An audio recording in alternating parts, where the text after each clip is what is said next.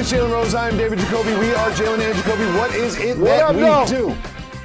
We get the people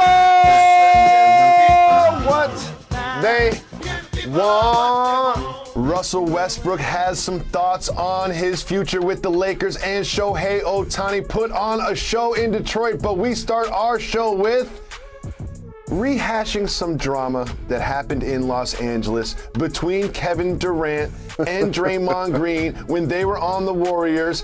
Draymond Green has a show, Chips, on Bleacher Report, and he had Kevin Durant on as a guest in a wide-ranging, interesting interview. A lot of it stemmed around this incident.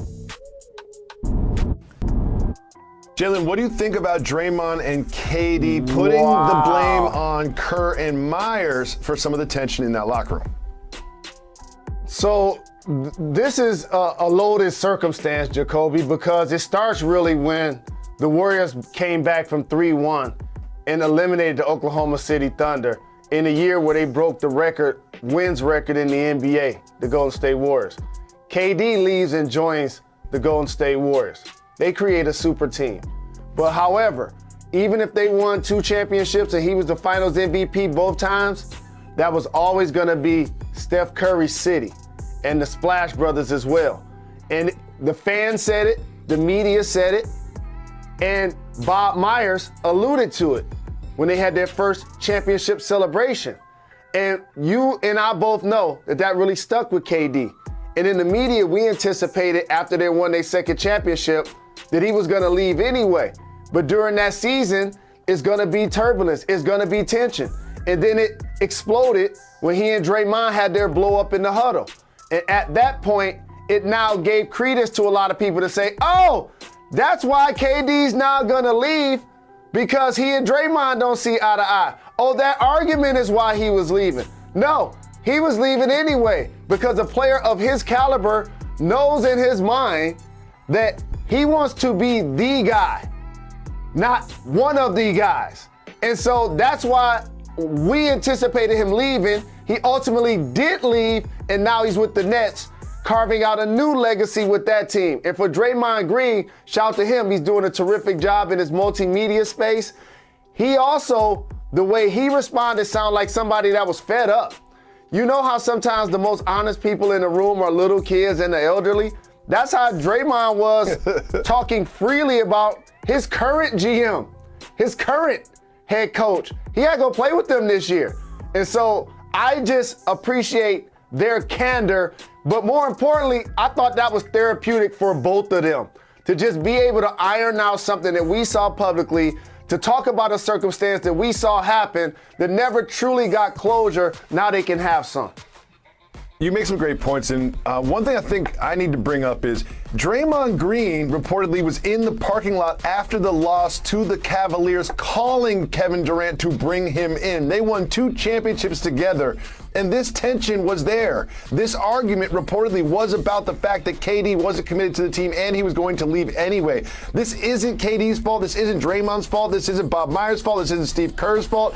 KD was already going to leave at that point. So to point back to this one argument in one game out of 82 regular season games as the reason he left is sort of misunderstanding the circumstances. But to your point about this interview, this was a very candid and great interview. I always said Draymond was going to have a future in media. I didn't expect it to start so soon, but it certainly did. And one thing you brought up, which was very astute, Mr. Rose, is during one of those championship celebrations, here is what Bob Myers had to say about Kevin Durant joining the Warriors. Because I think last year he told Steph he could have any contract he wants too. Yeah. So well, yeah, that was different. He's been here from the run, the way before days. He's earned it.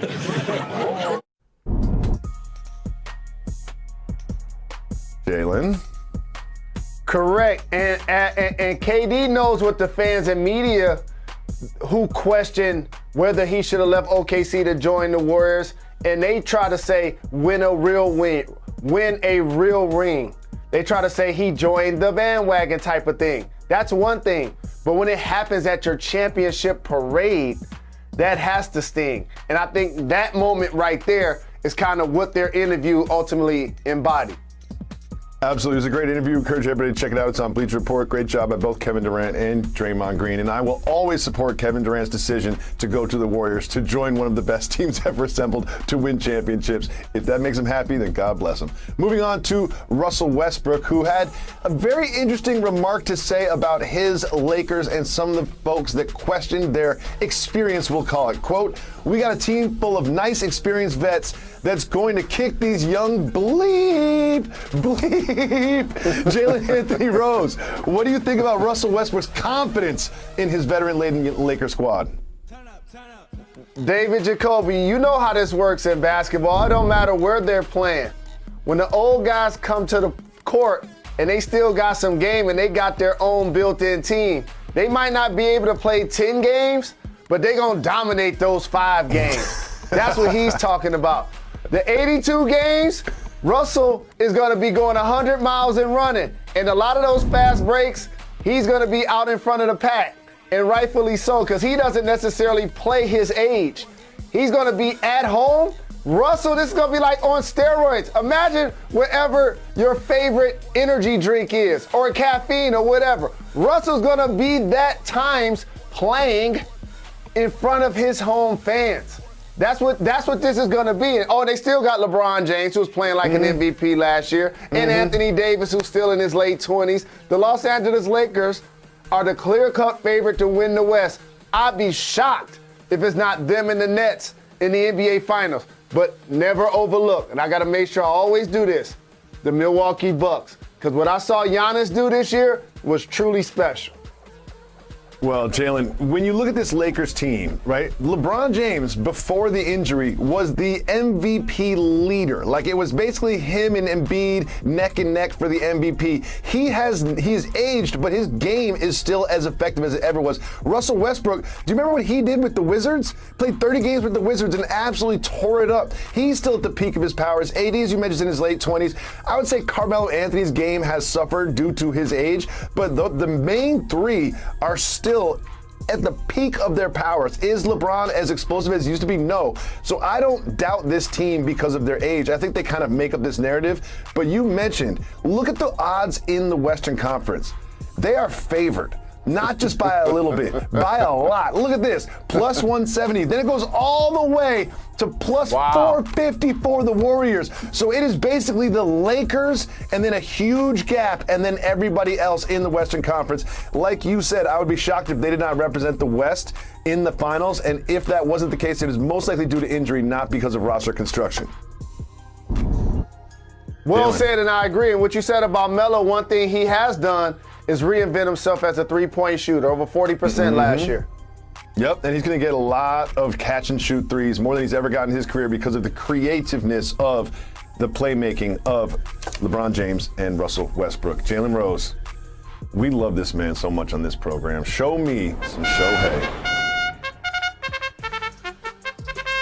Show me the way now. In your hometown of Detroit, this man, Shohei Ohtani, took the mound, pitched 8 innings in 90 pitches, and then went to the plate and hit his 40th home run.